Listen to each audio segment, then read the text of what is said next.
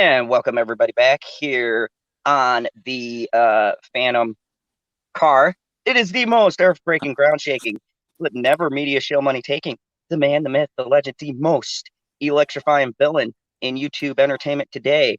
And today, me and a special guest, Mr. Stevie J Reviews, are going to launch our new segment, a little Sunday chat about movies. And the first movie we chose to talk about, the first one we're going to dive into and dissect, is the movie Bombshell. And the closer we got to this talk, I was really uh, enthusiastic about talking about this movie because this is a very interesting movie to review. It's an interesting movie to have a chat about because it is not what most people would think off of looking at this movie. Like when you see the trailers and stuff, you kind of pre-frame it in a certain way and it comes off in a certain way, but most people don't know this is an actual thing. It happened. It doesn't fall into, well, at least to me, it doesn't fall into the female empowerment kind of thing. So this is going to be interesting, and I can't wait, CBJ, to pick your thoughts about this. Speaking of which, my co-host, the I don't know, which one would you be, Cisco or Niebert? I would go Cisco. Sounds cooler. Mr. Cisco J Reviews. Welcome to the channel. How you doing today, buddy?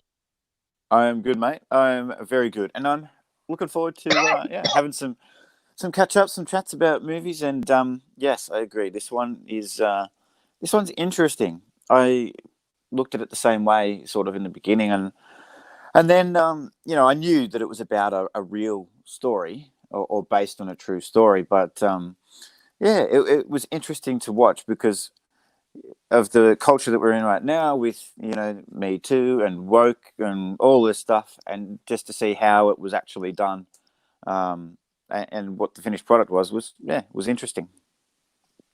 Yeah, so we're just gonna dive right into it. Welcome, Jamie Vick. Jamie Vick, I just want to say shout out. I swear, Jamie Vick has been, I believe, in like every one of my live streams that I had. So we love you G'day, here. Jamie Vick. How you going, Jamie I Vick? mean, she gets that notification and she jumps right in. So really appreciate having you here. I know PB said that either he'll be here or he'll rewatch because he was interested about this movie. And so before we get started into giving our initial review and then kind of talking about it, let's talk about just what this movie is. So I'm gonna go to the old Twitter here. I sent myself some facts because when you're hosting, you can't go through the internet. So I sent myself the page so I could look all this stuff up. And so Bombshell was made in 2019. The film is directed by Jay Roach. It's written by Christopher Rudolph.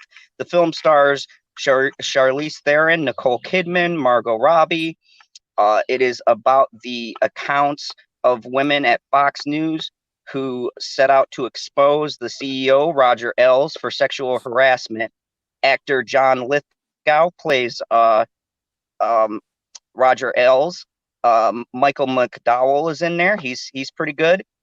And it's a biopic about those events. It's 108 minutes. And it was made on a $30 million budget, and it grossed $59.6 million. So there's the kind of rundown.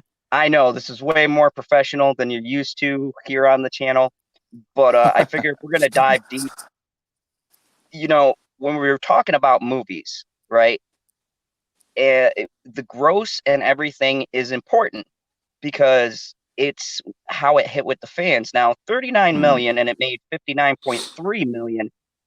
I mean, would you say that's not bad? It recouped its money and made a little bit extra. So it didn't flop.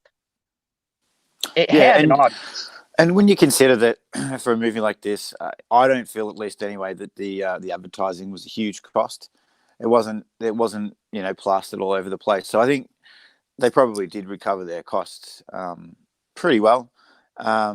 It seems odd to me, though, that domestically it made 31 million and 27 of that was international. So because it's such a US focused story, it literally happened over there. I would have thought that the percentage of revenue would have been a lot more from the US than it was from international, but it was only a $4 million difference. So I just thought that was a little bit interesting. And it could be the fact too. You have a company like Fox. Uh, I'd say the international box office could be coming from those countries where stuff like this would resonate. You know, the countries where women deal with these kind of issues. And I Mm. dare say, at least for me, working at the theater, I was still at the theater when this came out. The female audience was there. I got a lot of older people and a lot of females who went to see this movie. They actually came out for this film.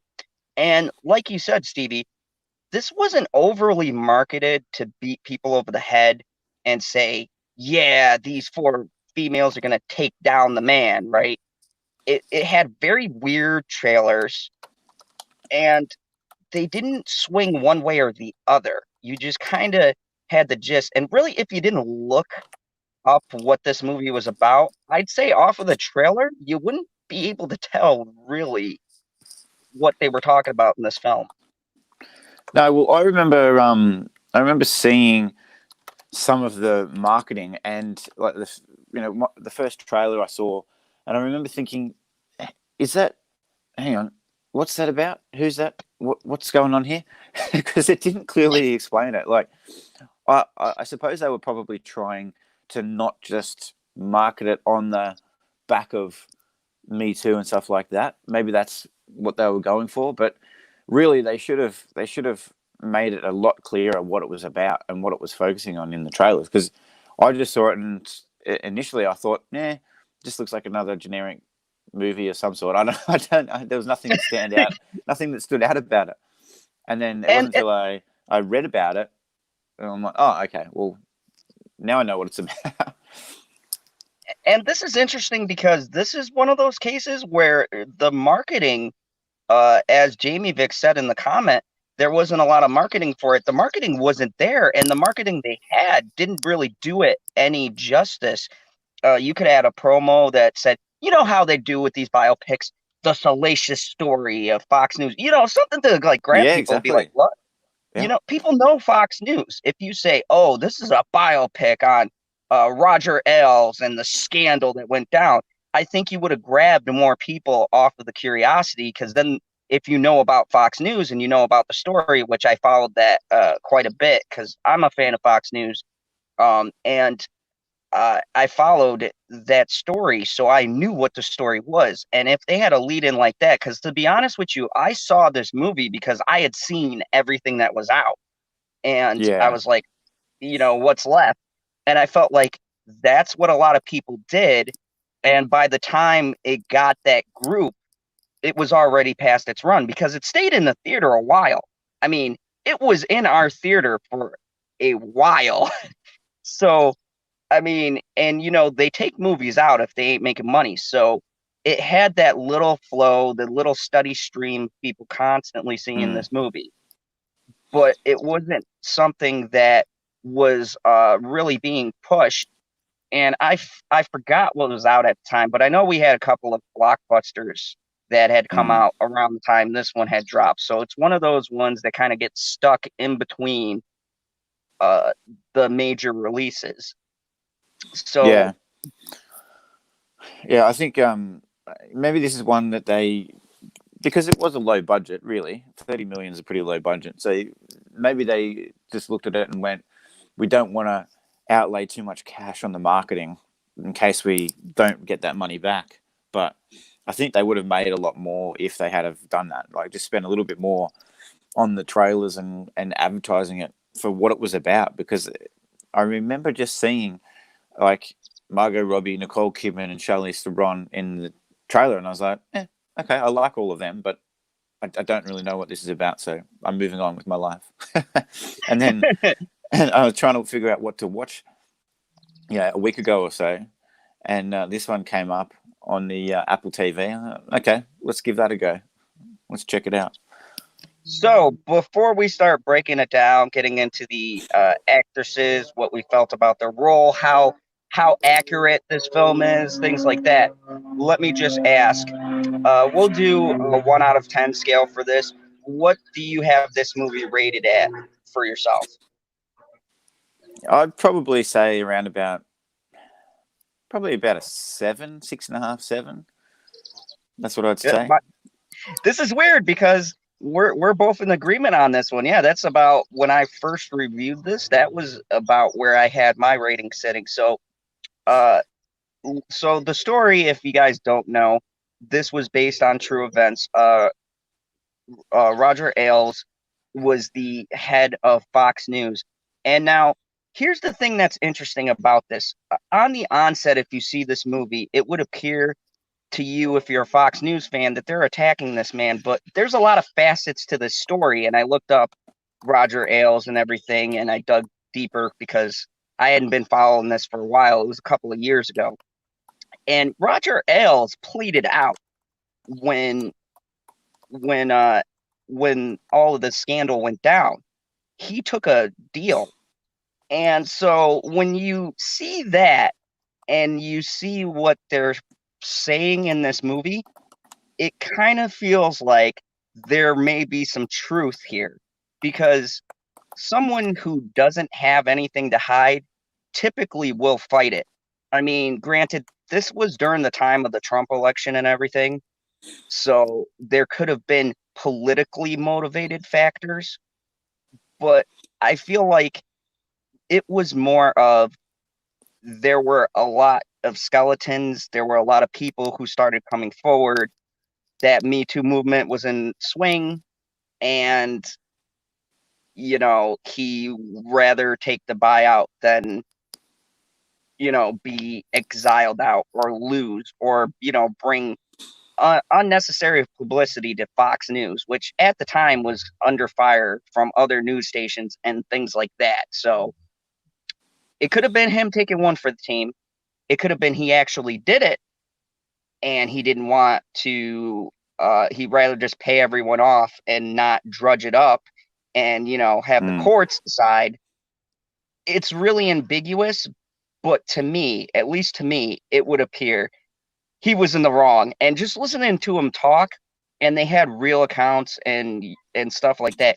That man was an abrasive man. Oh yeah, absolutely, yeah, yeah. It's one of those ones where you're never really going to know the truth, are you? With all the non-disclosure agreements that get signed and all that kind of stuff, you probably will never know. But I am not a big Me Too person or a woke person, but this movie I thought did it well, and it made me sort of think, well, yeah, Roger Ailes, I could see that happening.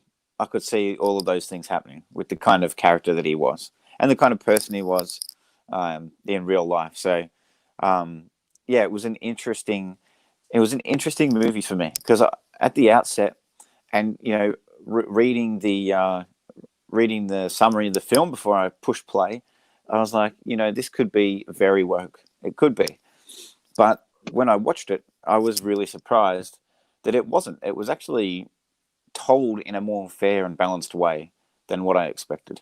I actually thought that the writer and the director did a good job with this to sort of not give both sides, because there wasn't really another side to it, but just portray it in a way that it wasn't like the women were making it up. There wasn't any question about it, and just putting it in that right frame for us as the audience, I guess.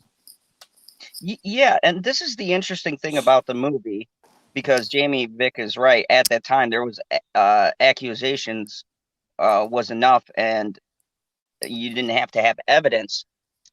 Gretchen, who was the first one to get the ball rolling, she actually did have numerous evidence. The problem is she needed someone currently working within Mm. Fox to corroborate her story. And most people didn't want to go up because Fox News at that time was a mega giant, and Roger Ailes was, he was like Zeus. You don't go against the god of media without some kind of hard proof. And even at the time when she came forward, the lawyers were like, nah, you don't got to worry about this, right? You don't got to worry about it. But then when she started getting more people, more accounts, and she got 2 or 3 more people who were key people, and a recent event, that's when it all started to fall into place. And it's interesting because when we say this movie isn't woke, it doesn't necessarily attack Fox News or the people who work there necessarily, but it just focuses on Ailes and the different perspective of these different women throughout the day. And that's really it. And each of them have their own experiences, and not every experience is this terrible male's always No, saying something to them no, kind of a that's right. thing. And one thing I found interesting was that each of the characters, and Margot Robbie's character, essentially she went through the worst experience, albeit like we said, it was a fictional. She was a fictional character in the movie, but it was certainly a scene where you think you could relate to that. You could see that happening if that was what he was like. You could certainly see that happening, and I think that scene was graphically the worst, I think, and the best. So graphically the worst because it was a it was a terrible thing that he did, but it was also a good scene in a movie sense that it really without too many words gave us a really good visual of what someone like that was like and what impact it would have on one of those girls. Like Margot Robbie did a really good job in that role, and so for me that was the one scene where it confirmed for me that yep, this isn't 100% woke. This is just something that could actually happen. This is not just it's a few comments here or there or whatever. And her experience was so much different to the others in a way because I take Megan Kelly for example. She'd been approached by him. He tried to kiss her or whatever, but she always denied him, and then she denied him and denied him, and then eventually he actually just gave her jobs anyway, even though she didn't do anything. And so I found that really interesting as well. That what is the character of these women? So on one hand, Margot Robbie's character obviously didn't have the same level of self-confidence and belief that Megan Kelly did early on in her career. And so Megan Kelly denied the advances and she made it in the end. But Margot Robbie's character didn't, and she ended up collapsing really and falling apart. So it was, yeah, I thought that was an interesting way to do it. And you hit the nail on the head. The thing that makes this so balanced is that you have women within this story, right? They don't just bash men. You have women who go after other women in this movie. Like they Yeah, call them absolutely. out. And Yeah. and I don't know about you. When I saw that, that engaged me the most because I was like, wait, what's happening right now? Because Yeah. I wasn't, I haven't seen anything like this in years. Yeah. And so when you hear other women talking about women saying, you know, Megan Kelly has that moment when she yells at that girl, she yells at Margot Robbie and basically calls her stupid and stuff, Mm, and to have some self-respect. It's really interesting to see that, mm, okay, even the females here, are willing to say, hey, take some accountability for your own actions. Yes, it's not right you were advanced on, but you didn't have to say yes. You didn't mm. have to put yourself in that position. You could have said no. I said no, Yeah. and I still made it. And I thought that there was something about that scene to me that stuck out a lot because it's like, yeah, you never hear the other end of it. Like, making sexual advances, trapping someone is different, right? Like what the other guy did, Matt Lauer or whatever, right? He was trapping people in his room. That's Yeah. different scenario, Oh you yeah. know. But with like casting couches and things like that, you're given that option. You don't got to take it. You can tell Mm. them no. Now, sure, maybe career wise, you're going to suffer, you're going to hurt. You got that big opportunity. But if you work and you're willing to, uh, you know, even show, like Roger Ailes, in a way, respected Megyn Kelly because she was drop dead gorgeous and he couldn't have that. Yeah, and and she didn't give in, so he had that kind of um, that respect because she was a Like, tough character. Mm. yeah, and he was a very tough, gruff, didn't take no shit from anyone. And here she is, and she's like the same way. She's standoffish, and she's like, hey, you want to give me the job? Fine. But I'm not going to sit here and have you do whatever to me to get ahead. That's not how I roll.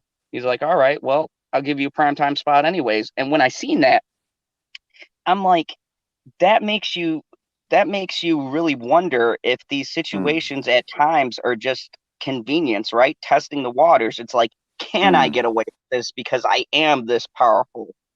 And Yeah. it it's a very interesting character study, and it shows the differences. Now, Gretchen, in real life, I couldn't stand Gretchen. She's a left-leaning reporter. She's a bitch in real life. She's a bitch on TV. She doesn't try to hide it. But there was things, especially when you see her mentoring Margot Robbie character, it brought a lot of different angles to light because outside of this movie, I hated her guts. But then kind of seeing what she was trying to do in this movie, I understood why she was so bitter and salty. Yeah. Yeah. Yeah. That makes sense because she lost her primetime job and all that, so she's not really wanting to do the best for the company and be happy and all that kind of stuff. Um, just what you were saying before about that, showing that other side and the women and everything. I think there was a really good scene as well where she's, as in Charlize Theron's character, so Megan Kelly's in the car with her husband, and the husband's kind of looking at her weird, like, why wouldn't you just go forward and report, and say everything and all of this stuff? And she turns around and says, well, you know, he advanced, I said no, nothing else happened. And then he ended up giving me a fantastic career and supported me through this, supported me through that, did all of this, did all of that, and going through all of the positives of the guy as well, which I thought was a really good balance to what the overall story was, which was that he's a piece of shit.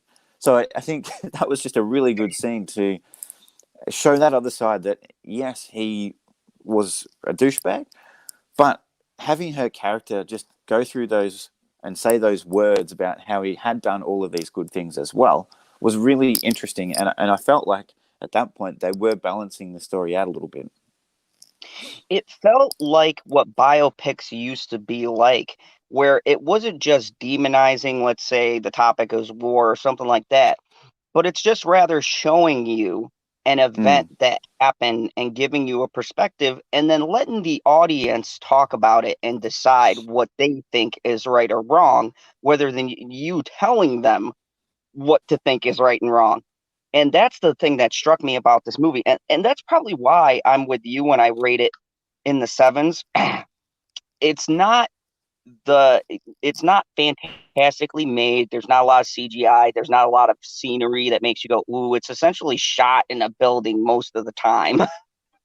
yeah. And there are some parts that are a little draggy, but the acting and the way they frame the story is very well done. Uh, Mm, John, let's talk about John Lithgow. John Lithgow looks a lot like Els because I pulled up the two pictures last night. Holy mm. crap! And John Lithgow is so underrated as an Oh, actor.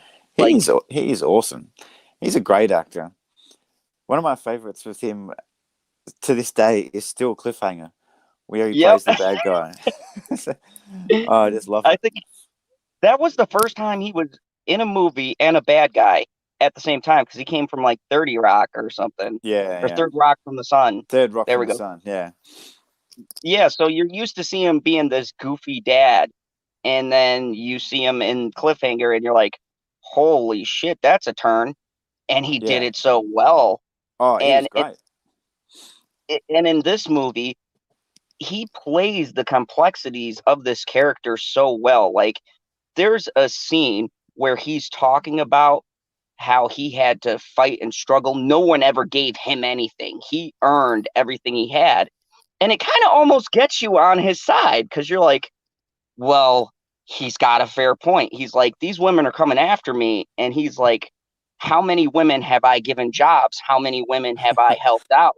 And then you Yeah. listen to what Charlize Theron said, and you kind of are like, well, yeah.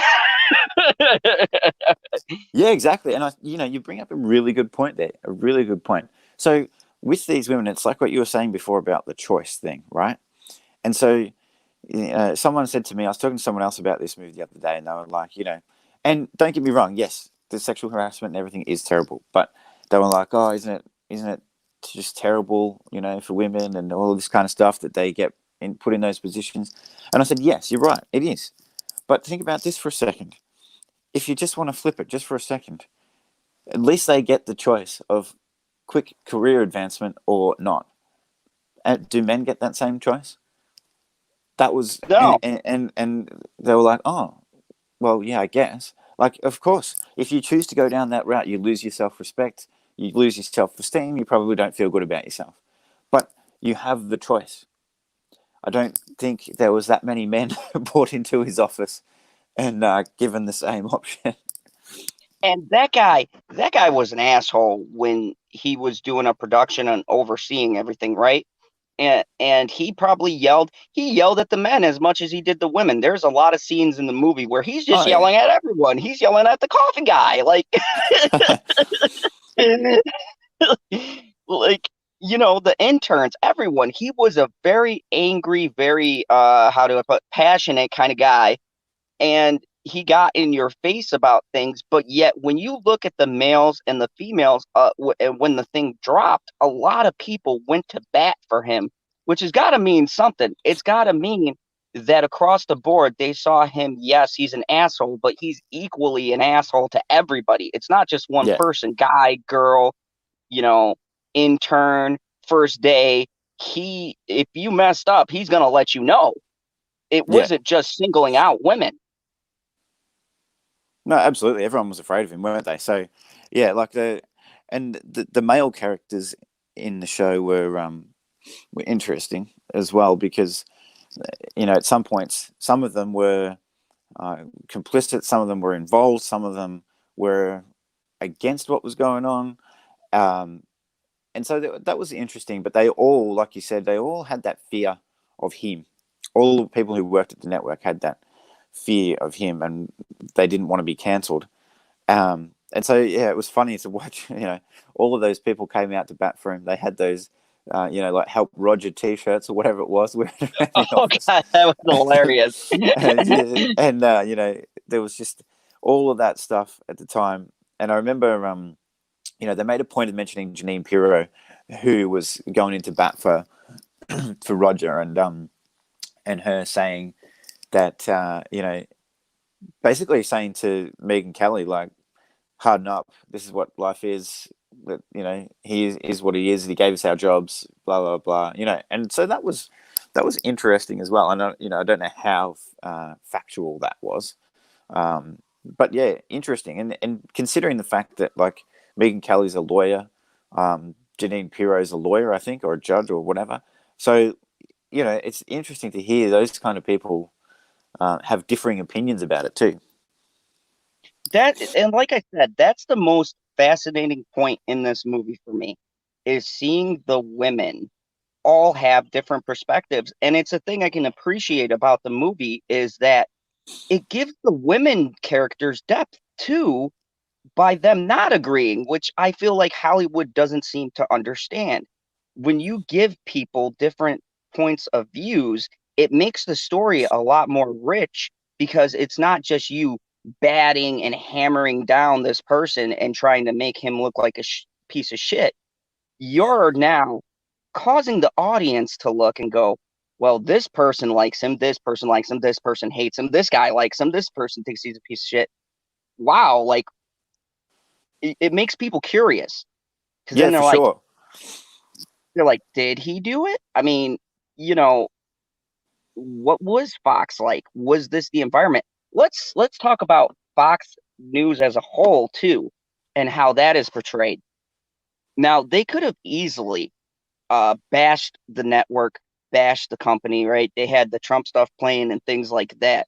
And it was very interesting to see what the work environment was like all around. And, you know, we talk about the media all the time, and this movie kind of gives you an inside look into that. Uh, what up, Senate? Good to see you. So, and Sage Valentine, welcome. Good to have you here. She's awesome. She checks out my Penny Dreadful reviews, but like it is awesome to see uh the way they portray the building as this sort of like monstrous thing, right? And Yeah. you can almost relate it to any of these news places. The building itself is like a character, you know? And what did you think Yeah. about the setting? And did you think Oh, that it yeah, added to absolutely. the No, story? I think it did, because the way that they set it up from the beginning was, she was describing the floors. This floor is where this happens. This floor is where this happens. And this floor is owned by, the Murdochs or whoever. So it really did set that scene. And the whole movie was Fox. And the whole movie was, the whole building was Fox. And the whole layering of the floors just set that up in the film, so that anytime they mentioned level 2 and had a look at each other, it was like, oh, okay, so something serious is about to happen, and like that's Roger's level. Level 2 is Roger's level, so you know what's happening there. And the other thing I thought they did well, just with that, and just talking on the visual for a second, is they didn't go over the top with dialogue either. There was some really good scenes where, and the one I'm thinking of in particular is where the Ailes' receptionist or secretary or whatever, there's just these looks back and forth between the characters. So Gretchen goes to see Roger. Margot Robbie's character goes to see Roger at the same time, and it's a setup. She set it up to be bitchy, but there's just these looks back and forth, and you know what they're thinking as they're walking in. Like, and I thought that was done really well, because they're headed to level 2, which had already been set up as that as that scary kind of level where Roger is, and then having those looks back and forth, and I just thought that was done really well. And where today you would generally see an extra 15 lines of dialogue thrown in there just to try and dumb it down and explain to the audience what's happening, but we didn't need it. So I thought that was good as well. Yeah, and the interesting part about that scene too is that within that scene, you at that point in the film kind of got an idea of each of their kind of character and how they hold themselves up. And if I remember Mm. correctly, they hadn't been in a shot together up until that point, or really cross paths. Maybe one cross path with one cross Yeah, with the other, but you hadn't had all of them in the same shot in the same scene. So to see them all finally like converge in the that's right. elevator, and there's no dialogue, it's just them looking at each other back and forth. That is really great setup. I mean, this director, I mean, here's the danger you have with biopics, with them not being factual, taking that out, is that they could be boring. They could be really draggy and boring and hard to get through. And I felt like this film for me was engaging because you want to see how this is all going to unfold. Once the ball gets Mm. rolling, you're really invested on what's going to Yeah, happen. And even if you know the story, which I knew what happened, I still was like, is he going to get convicted? Is he going to get out of it? They yeah, set up a absolutely, yeah. different kind of tension. Well, It, that's the it, thing about a good movie as well, isn't it? You might know what the ending is, or what the rough outcome is of the movie, but it's about the journey. And if you enjoy the journey of the film along the way to get to that ending, then it's a success. It's really interesting to me that this director Jay Roach, he his most popular films up to this point were Austin Powers and Meet the Parents.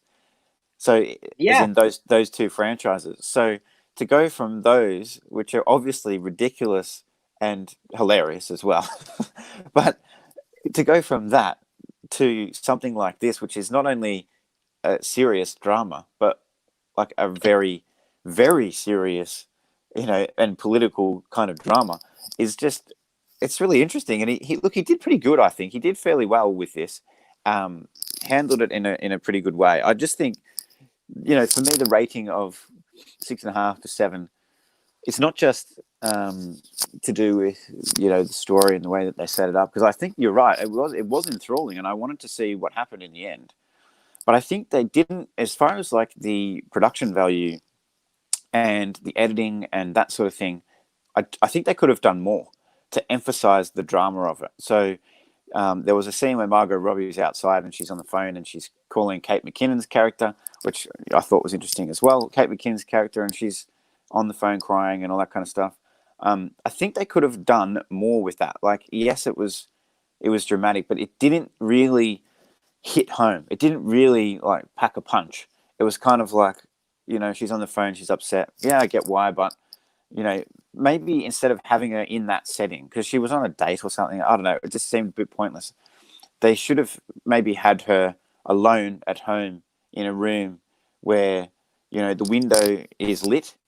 So she's just a silhouette in the window with darkness on either side. So it feels like it's closed in and like her world is closing in around her. Just add a bit more to the feel of it and have that same conversation take place.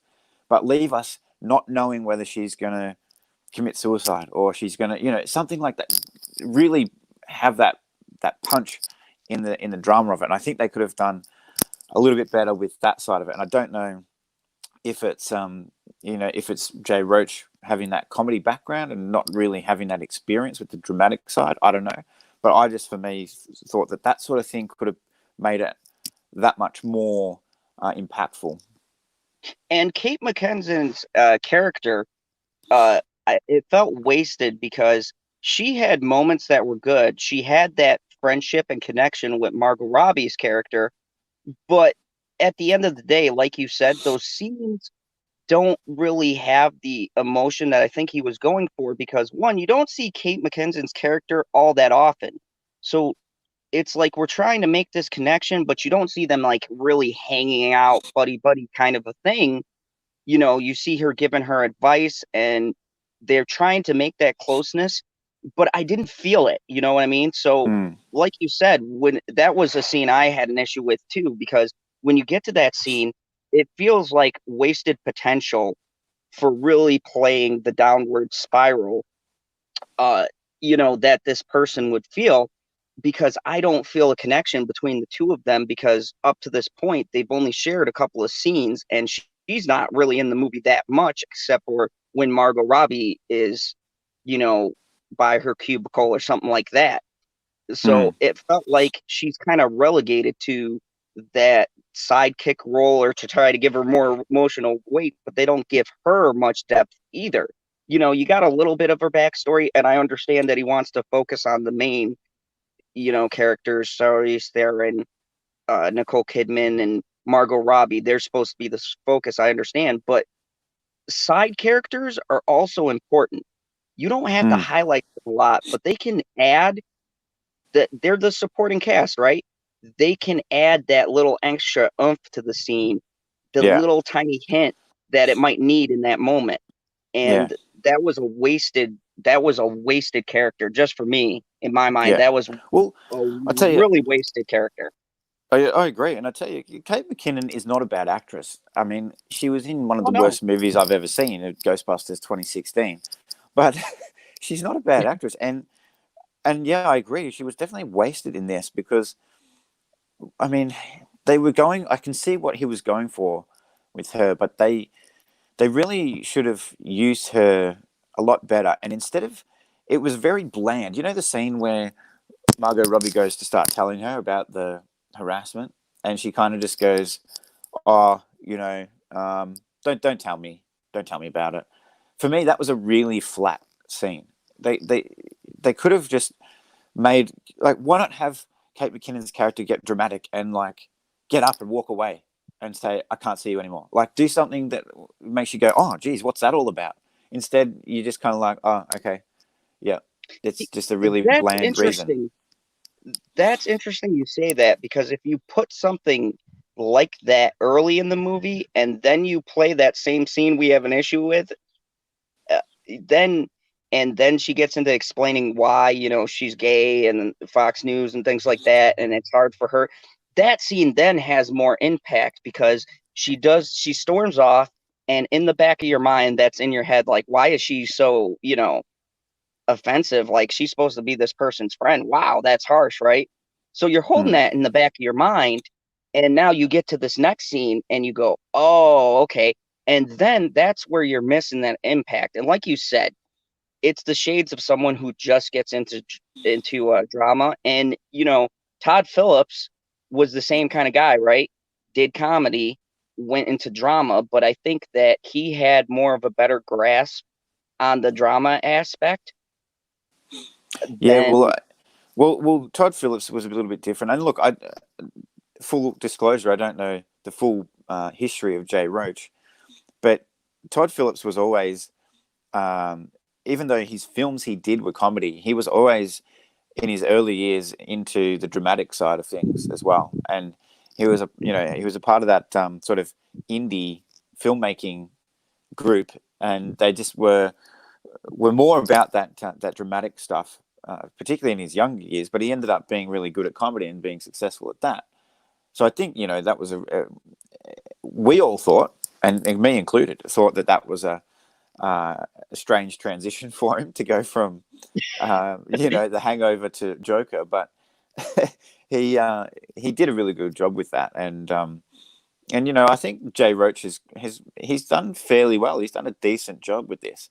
I just think he's probably got some things to learn about, about the camera work and the editing and the cinematography side of things. And because even though you don't think of a movie like this and go, "Oh, amazing cinematography," but it's the little things. It's like it's the color palette and it's the grading of the shots and the framing of the scene with the lighting and all that kind of stuff, just to get the right feel for it, and to add some more feel to certain points. So, Oh, I think, I brought my A game today. I'm glad you brought that up. That was on my mind too. And here in movie talks, we're gonna get deep with it, people, because there's a lot more to movies than just, okay, how was the dialogue, how was the action, how was the acting. Lighting and scenery is huge, whether you consciously know it. A scene and how they light a scene and how they frame the camera could determine how that scene hits with you, right? And for me, and maybe it's just me, for such a dark kind of subject, this was a very lit movie. It was very vibrant, and I felt mm, like that was a kind of a weird approach because, yeah, I understand there's a lot of scenes during the day and things like that, but there's still tricks with the light you could do that give it that kind of uh ominous feel, like things they could have done in, like, say, Ailes' office and things like that. uh yeah, the only scene that really stood out for me as far as lighting and things go was the Margot Robbie scene. That one was very heavy scene, but mm, some of the recounts and the things like that, it's very happy, very bright, full of life kind of a thing for a place yeah. where they're kind of framing it, the drudgery of work and things like that. I mean, am I wrong, or did you No, notice that I too? agree. I agree. It was a very highly saturated movie. So all the colors, like you said, all the colors were very bright all the time. Even in Ailes' office, the lighting was really yellow and soft, and the couches and everything were really highly saturated. So it actually created a mood of comfort, not not a mood of stress and of being a mood of foreboding, I guess you would say. But the other thing too is when you have, and they kept the color palette and the color grading the same throughout the whole film, so you didn't have a contrast between either certain scenes where the characters are talking, or it's Ailes' office and it's then this happy stuff. They didn't change that. They need to put in some contrast, and you can do that just by simply grading the colors in a different way in a different scene and in a different shot. So there should have been a theme for Ailes' office, and it doesn't. This isn't things that would be super noticeable, but you notice the feel of it when you watch it. You don't necessarily would notice the exact colors, but you notice the feel of the scene. But when you have it the same all the way through, like it was here, really bright, really vibrant, highly saturated, you just have that same feel throughout, and you don't feel like there's any change. Like, when you go from the office and in the beginning, and they're happy and all of that kind of stuff, you go from that feel to where things are meant to be bad, and you don't get that feel from the scene itself. It's just like we've just moved into the next room, and this isn't that bad. That's the feeling that gives you when they keep it the same. They need to change it in some way. Yeah, I mean, let's use our favorite movie, because you and me know that if we're shills for anything, we are shills for the Joker movie. Okay, in Yep. Joker, there is clear contrast, and there's clear color changes and different things where they can make a scene happy and it could be brightly lit, but there's still that undertone of kind of dark, gritty. You never feel like you're out of Gotham and out of this depressing setting, even when it's sunshine out and things like that. It always still, to me, felt bleak and just Yeah. horrible. Like, I don't want to live there. And he maintained that. So even when you're laughing or, something funny happens, it's an uncomfortable humor. Oh. It's uncomfortably funny. You almost feel dirty for laughing at a scene. And, Well, you yeah, know, and I'm happy to shill for Joker. You're right. And before I forget, I just wanted to mention. Sorry to jump in, but that one scene, right, that really goes to what you're talking about. There is the hospital scene after he's just killed his mum, right? So he's literally just suffocated his mum, killed her, and so that's a very dark thing, very dark scene, obviously. And the room he's in is actually dark too. But the way that Larry Sher and Todd Phillips framed it afterwards, they're looking through the curtains, the hospital curtains of that room, and he's in the shot. He's in the center of the shot, looking out the window. Everything else is dark or has a greenish tinge to it, and the sun is shining through yellow through the window onto him. And it's like it's a really contrasting shot in a single scene.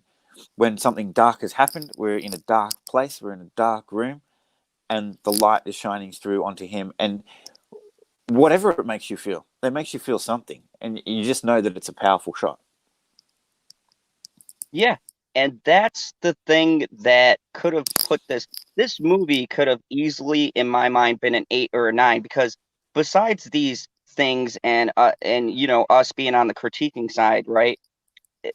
Besides these things, the way that the dialogue goes and the structure of the story is not bad at all. It's easy to follow. It's straight to the point. The dialogue is very well delivered. There's dialogue where there needs to be. There isn't where you don't need it. So all of that technical base stuff is there in this movie. It's got the good framework. It's just the little things that kind of make this movie fail to reach really great, gripping, gritty potential. That one movie with the preachers, that story with the news story that about the Catholic Church. Oh, what the hell was the name of it? With the New York Times, and they were the first to report on the Catholic priests, and it had I'm blanking out here. It I can't had think of Mark which one it is. Ruffalo in it. Mm. Mark Ruffalo was in it, and he played a reporter. I can't think of Uh, which one it is. yeah, but I mean, that movie was so much more powerful because the stuff when they show that newsroom, there's still bright colors, but there's areas where it's dark and it's kind of shady. And when he's talking about something serious, the lighting is a little bit different, the mood is different. And that's the thing that's missing in this movie is the coloring and the choices really take you out of it. Now, what did you think of the pacing of the film? I thought it was okay. I thought it was pretty good. Again, it was a sort of a basic pacing setup like you would expect from I guess from any film. I thought it was pretty good. I do feel like they also wasted a little bit with the husband, Megan Kelly's husband. Only that in that the scenes that they were in were together were pretty good because they were having different opinions about things, and so that was exploring a little bit more. And I think I would have liked to have heard a little more from him on what the impact was for him and the kids, and the just giving that other little bit of a side, just to add a tiny bit. And I'm not saying we need to go into spewing exposition that we don't that's not necessary, but it doesn't take long. It only takes 3-4 minutes even, just to add in just a few little things about what's going on, because we had them talking in the beginning, we had them talking sort of about the middle, and it felt like we kind of dropped away and we didn't see him as much anymore. And it just sort of at the end it was all okay with them, but it looked like they was in the middle. They were really having tension between them, and they were not disagreeing and having different opinions and all this stuff, which was interesting. And then we just didn't see any more about it, and everything was just okay. So from that standpoint, I think the way that they actually paced it out though was pretty good. They could have done a little bit more, and I think adding those elements we talked about would have just made the pacing seem even better, because we would have been feeling something along the way and those ups and downs as we went through the story. Yeah, that's my whole thing when I said earlier the supporting cast felt really wasted because those actors and actresses were good and they were very engaging. They were delivering their lines really well because like we said the lines and the talking wasn't an issue. It was just it felt like he didn't put a lot of effort into the supporting cast and he had a really good supporting cast.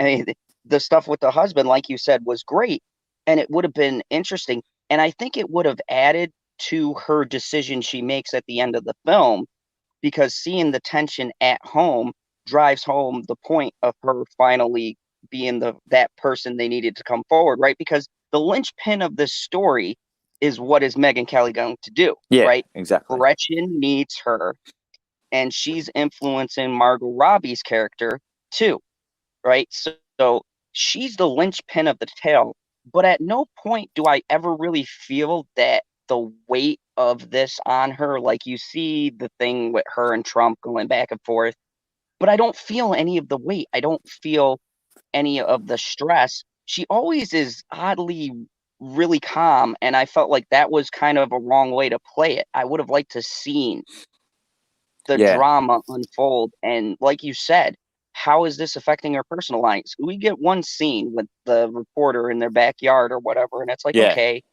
it's annoying, it's invasive, but I don't feel like the husband doesn't really get angry. There's no real, like, there's a back and forth, but there's no like arguing and F this and leaving, those kind of things really drive home that there's a problem in her personal life because of everything going on. And now she has to make a decision. And as you get closer to the end of the movie, he's trying to impress upon you that she has to make a decision, but I don't feel like she doesn't have time to make it. You know what I mean? yeah. And I It think doesn't. also with that, yeah, absolutely, you're right. But I think also with that is if they had have just given, because every time she was thinking about it and trying to make up her mind, she was with her colleagues at work. She was with those two other girls and her assistant, that dude. Um, but that doesn't add as much emotional weight to it, in my opinion, as it would have if she was struggling with the decision, struggling, And she ended up just having a 4 or 5 minute conversation with her husband about what she should do. And the two of them hash it out, you know, again, in a little bit more of a dramatic setting. That would have added a whole lot more weight to what to the decision that was on her shoulders and that she had to make about whether she was going to speak out and support Gretchen and, you know, all of that stuff. But I feel like a 4 or 5 minute conversation with her husband would have been far more dramatic and engaging than, you know, a little bit of a quick chat with her colleagues.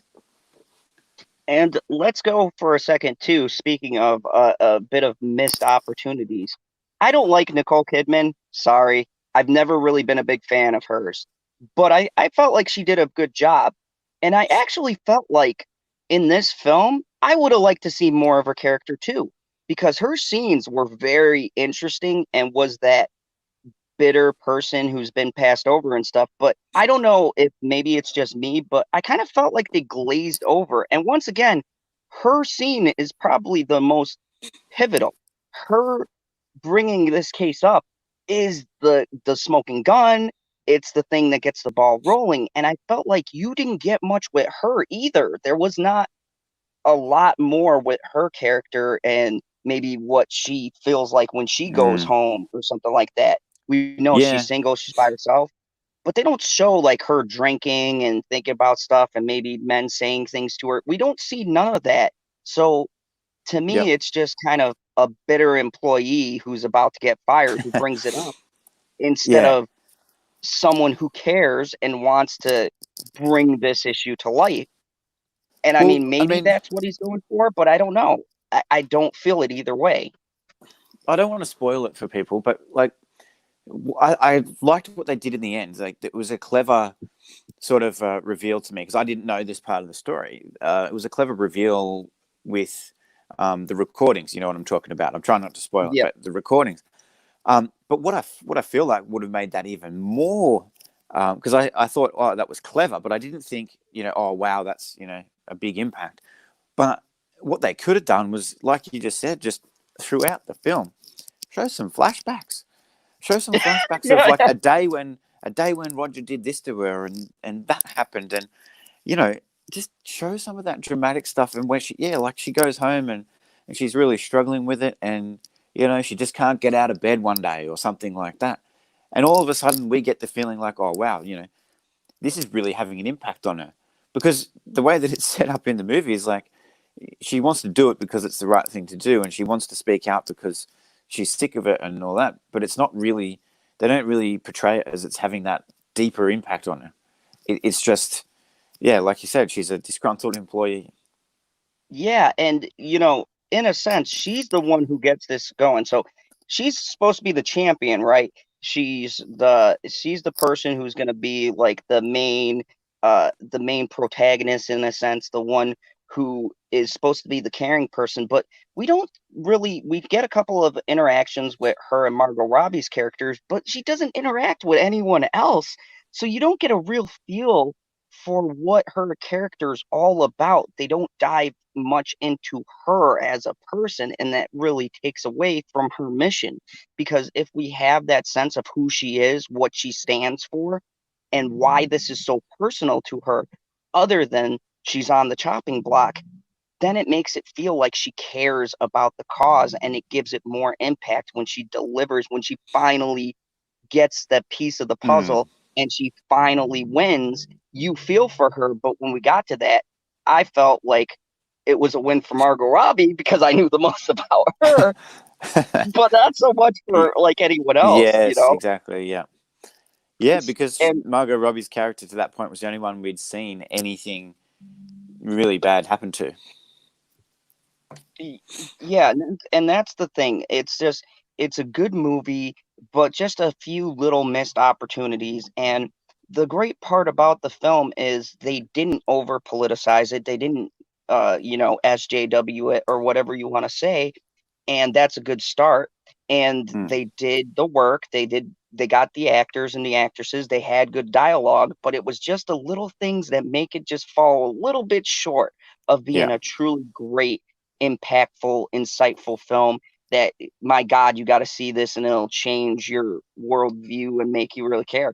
The main characters they had champion, they just didn't have that extra focus and care that they needed. And talking about it now, it really does make the difference in this movie. It really does impact how high you're going to rate this or whatnot. I think honestly, if you're a casual reader and if you're a casual moviegoer, you're going to connect more with Margot Robbie than you are to the actual characters that they're trying to make the forefront of the film about, which is really fascinating because that's a made-up character. Jamie Vick says, is this supposed to be a biopic or a movie loosely based on the facts of what happened? This is, from how I remember the story and from how they portray it, it's a biopic with stuff kind of ad-libbed in there. There's a Yeah. few things, like we said, there was probably someone this actually happened to and they couldn't really use their name, so I felt like that's what Margot Robbie is supposed to be, or the victims. She kind of felt like an Yeah. all-encompassing group of the girls that they It just didn't want to name or whatever. But it yeah, said it's that very the close to the facts. it says that it was it's based on a true story with some fictional characters and additional dramatization.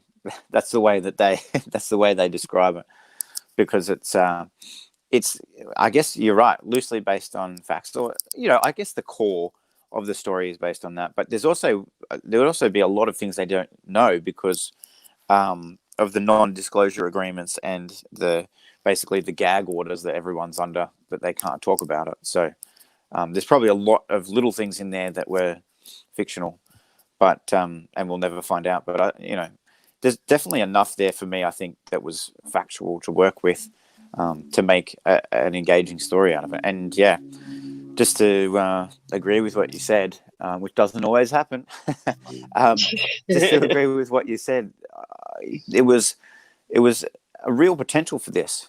There was a real potential for this to be, a deep drama, or deeper than what it was. And because it wasn't woke, I didn't get that feel from it at all. It wasn't pushing any kind of narrative. It was just doing what a story should and letting the audience know what the story is. And it's up to us to make our decision about how we feel about it. So, I think that was really good. It wasn't woke. It was, all that stuff. It just was lacking on some of those fronts that we already talked about, that it could have just been done a little better to make it a little bit more engaging. And whether they didn't want to show those uncomfortable scenes, I mean, it was R-rated, so they could have. Any more of those Margot Robbie sexual harassment type scenes with the other characters. But, at the end of the day, that's what the film was about. So that would have added a lot more to it.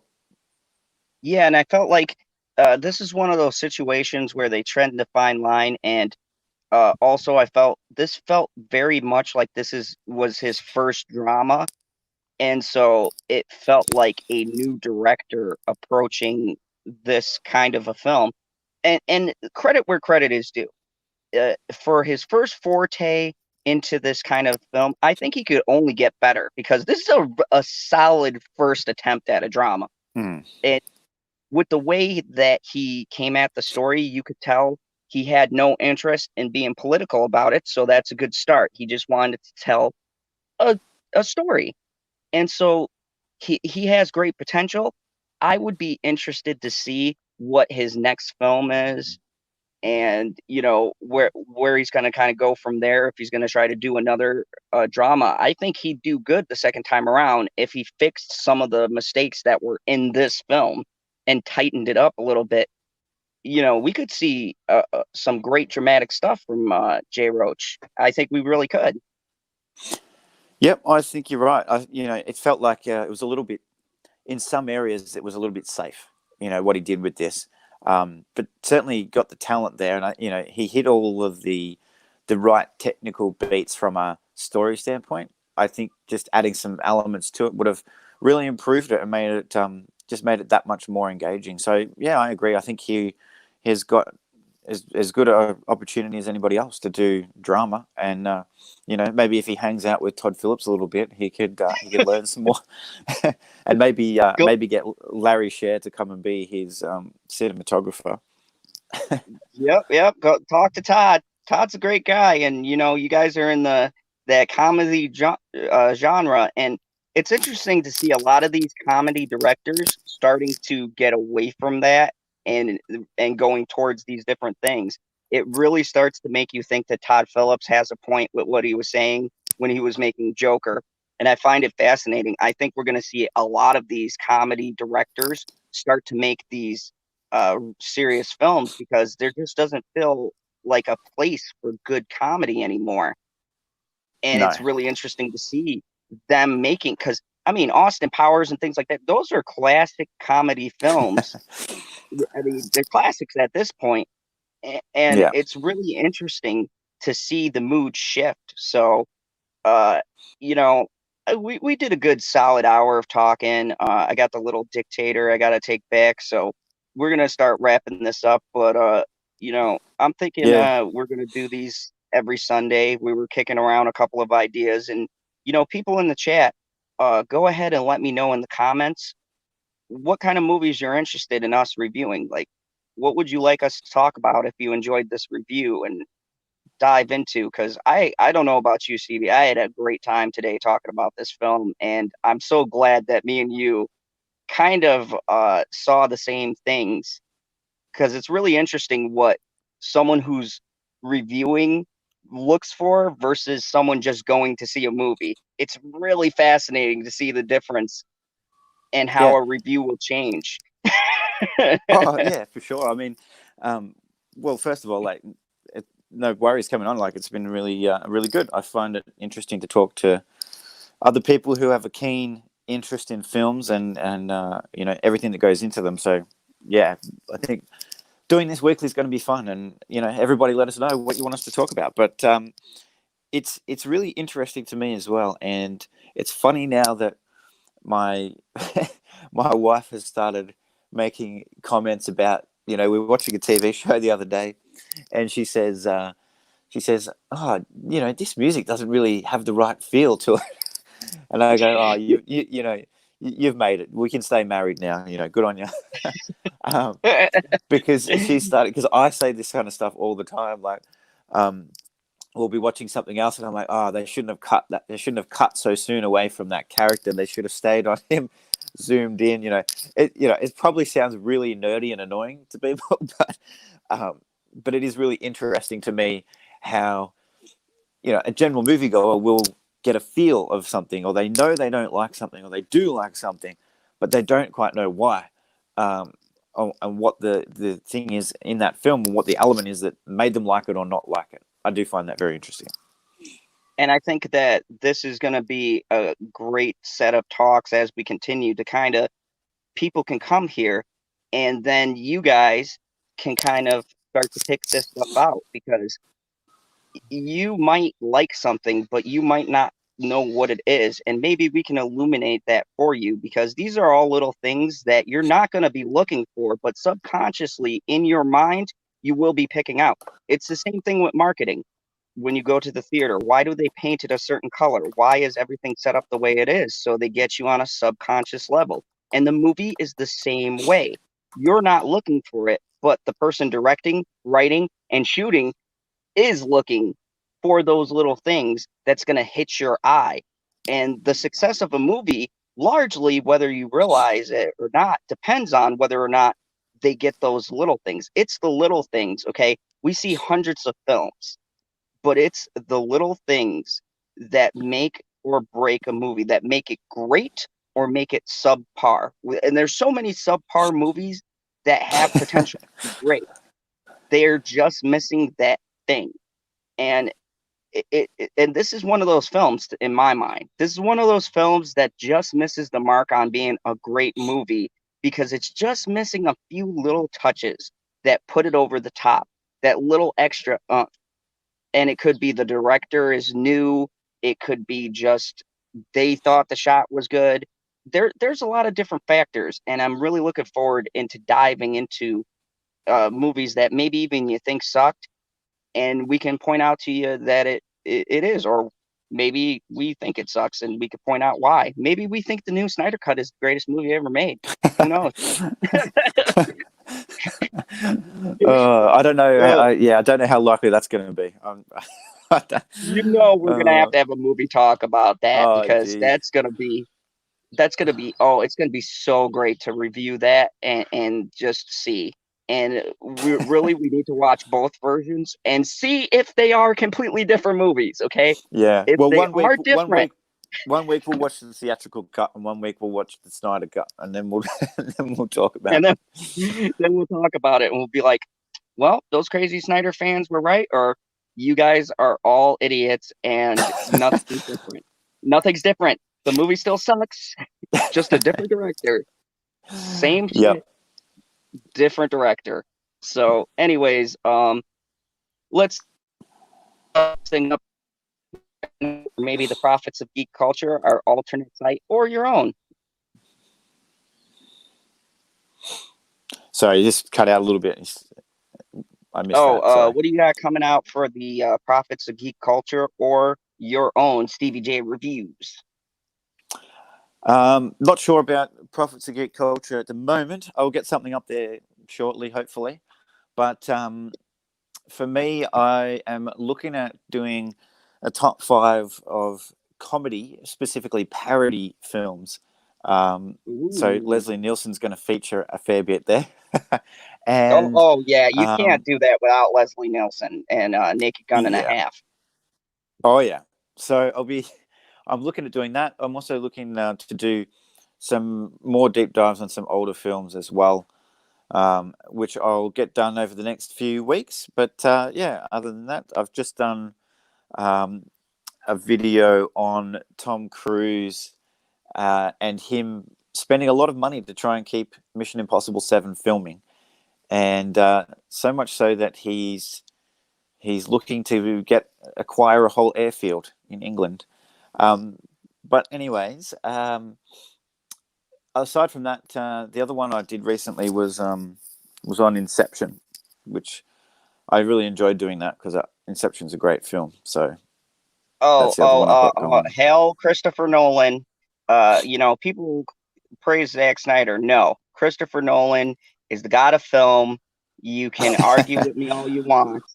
That man is the Jesus of the film industry. He came and saved us when we needed it. More than once. Inception well, I'm not religious, but I do like Christopher Nolan.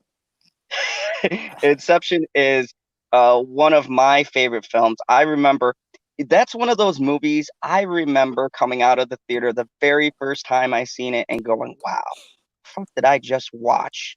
I mean, it was just like, and it wasn't a bad, what did I just watch? It was there's so much. I watched that in the theater twice, and this was before I worked for the movie theater, and then I own it. And it's just like every time you watch it, there's always something new that you can glean, something new you could find. He's just a brilliant director. I can't wait for Tenet. We definitely have to have a talk about that. Oh yeah. This is why I can't wait for movies to come back out again. And there's going to be Mission Impossible 7, Top Gun, Maverick. There's going to be all of these good movies coming out. And I can't wait to see them. Seeing something fresh. Like I'm really, I'm liking watching the old stuff too, like Inception and all that. But I'm really looking forward to some new stuff coming out. Christopher Nolan, agree. He's awesome. And that's really more what the video is about. Is not so much Inception itself. It's more about Christopher Nolan and how he engages the audience in his movies and how he hooks the audience into watching. And it's one of those things we were just talking about with Inception, and we were just talking about it with why people like things but don't understand why. And with Inception, I'm not going to tell the whole thing because just go watch the video. But with Inception, we sit there from the beginning through to the end, and we want to watch it. We want to watch every second. We're engaged in it. And so the video that I just did is talking about how he creates that and how he does it so well and makes us want to keep watching all the way through. Yeah, and he's got a stellar track record of doing that. So Yeah, I definitely got to check that out myself, maybe on my drive back. But yeah, it's been great talking to you guys. This is General Zod. I've got my review on Penny Dreadful. This is a pivotal episode, folks, so I might actually drop it tonight. Maria and the Beast. I'm thoroughly enjoying the show. We're talking about how well shows are made. The dialogue and everything on this show is just amazing. The scenes, the tension they build. And this is the episode I've been waiting for because Maria and Magda are going to meet and kind of have their first conversation of the season. And with the way they've been setting the dialogue, I can't wait to see what happens. So I'm going to have that review out for you guys. The Harley Quinn show season 2 finally finished up. I'm going to drop that over at the Prophets of Geek Culture. If you haven't seen this show, go watch my review. But if you haven't seen this show, you are missing out on one of the greatest comedy parodies that have come out in this modern year. Okay. I'm just going to say it. I know it's a high endorsement. I'm a DC show, but this show is on the level of transcending like South Park and all of that. Like, this is that show. This is that show that comes along every couple of years and is just downright just hilarious, brilliant, well crafted. I was saying, and Stevie, you get to kick it out. I was saying this is what Birds of Prey should have been with how they do her character in this show. Even with the bringing in her being bisexual and everything, they craft the story so well, and they Yeah, throw okay. Well, I haven't serious watched it. I'm parts. gonna have to watch it. Oh man, the way they craft this show, you would not even think it was animated. You'd think you were watching a regular sitcom with some drama in there. I mean, it's a well crafted animated series. So I'm gonna have Awesome. that second season out for you guys, and I'm gonna do some gameplay videos of Seven Deadly Sins Grand Cross. So thank you, everybody, and as always, remember the only rule here in the fandom zone: kneel before your general Zod.